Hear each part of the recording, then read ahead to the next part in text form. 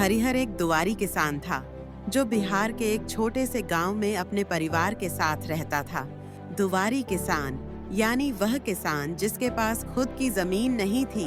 वह दूसरों की जमीन पर खेती करता था और फसल का एक हिस्सा मालिक को देता था।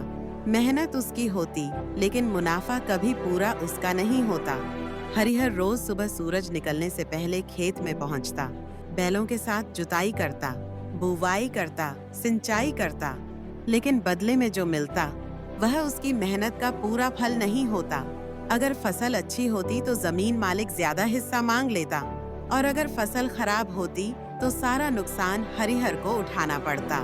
उसकी पत्नी सरस्वती पास के ईंट भट्टे में मजदूरी करती थी और बच्चे स्कूल जाते थे, लेकिन कभी कभी पेट भरने के लिए उन्हें भी काम करना पड़ता। बारिश न होने पर सिंचाई के लिए डीजल पंप किराए पर लेना पड़ता, जो और कर्ज में डूबने का कारण बनता। हरिहर ने कई बार सोचा कि वह खुद की जमीन खरीदे, लेकिन बढ़ती कीमतों और कम आमदनी ने यह सपना कभी पूरा नहीं होने दिया।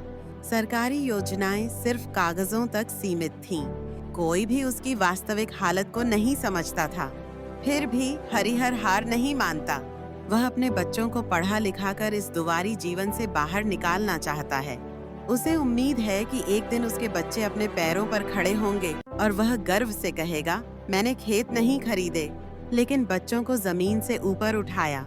हरिहर की कहानी उस असली भारत की झलक है, जहां किसान अब भी संघर्षों के बावजूद सपनों की फसल बोते हैं।